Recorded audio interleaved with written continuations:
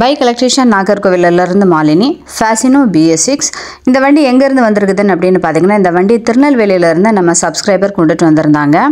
இந்த வண்டி என்ன கம்ப்ளைண்ட் அப்படின்னு பார்த்தீங்கன்னா, நம்ம கீ ஆன் பண்ணிவிட்டு வண்டியை ஸ்டார்ட் பண்ணிவிட்டு நம்ம ரைஸ் பண்ணும்போது வண்டி வந்து அடைச்சி ஓடும். அந்த கம்ப்ளைண்ட் தான். அதாவது பெட்ரோல் தீர்ந்தது மாதிரி அடைச்சி ஓடுது இல்லையா? பாருங்கள், நான் இப்போ ஃபுல் த்ராட்டில் கொடுக்குறேன்.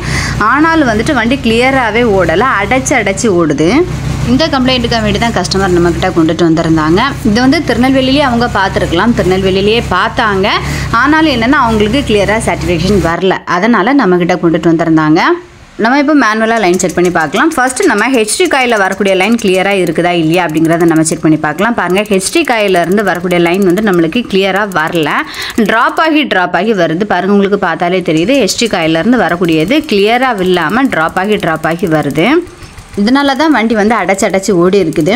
என்னென்னா இதை திருநெல்வேலியிலேயே அங்கேயே கம்பெனியில் விட்டு பார்த்துருக்காங்க. அங்கேயும் என்ன சொல்லிட்டாங்க அப்படின்னா, நம்ம கீ ஆன் பண்ணிவிட்டு ஸ்டார்ட் பண்ணின உடனே மேலே ஏறியக்கூடிய மால் ஃபங்க்ஷன் லைட் அது கிளியராக இருக்குது. அதாவது கீ ஆன் பண்ணிவிட்டு நம்ம வண்டியை ஸ்டார்ட் பண்ணின உடனே அது ஆஃப் ஆகிடுச்சு.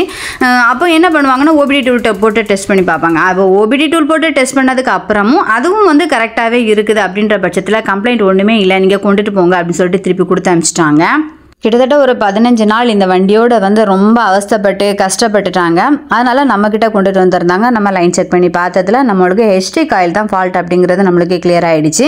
இப்போ நம்ம புது ஹெச்டி காயிலும் நம்ம வாங்கிட்டோம். ஹெச்டி காயில் வாங்கி போடும்போது இதே பார்ட் நம்பரோடைய ஹெச்டி காயில் நீங்கள் வாங்கி போடுங்க. வேறு ஏதாவது நீங்கள் வாங்கி போட்டீங்க அப்படின்னா வந்து அந்த ECU போகிறதுக்குள்ள சான்சஸ் நிறையவே இருக்குது. அதனால் பார்ட் நம்பர் கரெக்டாக வாங்கி போடுங்க. இப்போ வந்து புது காயிலோட கரண்ட் எப்படி இருக்குது அப்படிங்கிறத பார்க்கலாம். பாருங்கள், இதில் வந்து சூப்பராக நம்மளுக்கு கரண்ட் வருது. இப்போ நம்ம ஹோல்டரை ஃபிட் பண்ணிவிட்டு வண்டி எப்படி சூப்பராக ரைஸ் ஆகுதா இல்லையா அப்படிங்கிறத வந்து நம்ம இப்போ செக் பண்ணி பார்க்கலாம். பாருங்கள், போட்டாச்சு. வண்டியை வந்து நம்ம இப்போ ஸ்டார்ட் பண்ணுறோம். வண்டி இப்போ சூப்பராக ரைஸ் ஆகுது. பாருங்கள், உங்களுக்கு பார்த்தாலே தெரியுது, வண்டி சூப்பராக ரைஸ் ஆகிடுச்சு. பார்க்கவா வண்டி ரெடி ஆகிடுச்சு. நம்மளும் இந்த வண்டியை வந்து சூப்பராக ரெடி பண்ணி கொடுத்துட்டோம். கஸ்டமருக்கும் ஃபோன் பண்ணி வர சொல்லிட்டோம். கஸ்டமரே ஃபோன் பண்ணி வந்து பார்த்துட்டு அவங்களுக்கும் ரொம்ப சந்தோஷம், எங்களுக்கும் ரொம்ப சந்தோஷம்.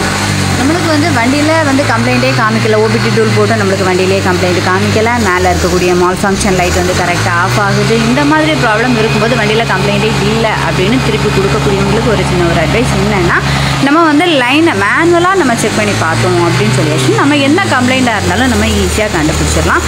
இந்த வீடியோ உங்களுக்கு பிடிச்சிருந்ததுன்னா லைக் பண்ணுங்கள், ஷேர் பண்ணுங்கள், கமெண்ட் பண்ணுங்கள், மறக்காமல் சப்ஸ்கிரைப் பண்ணுங்கள். மீண்டும் அடுத்த வீடியோவில் சந்திக்கிறேன். தேங்க்யூ.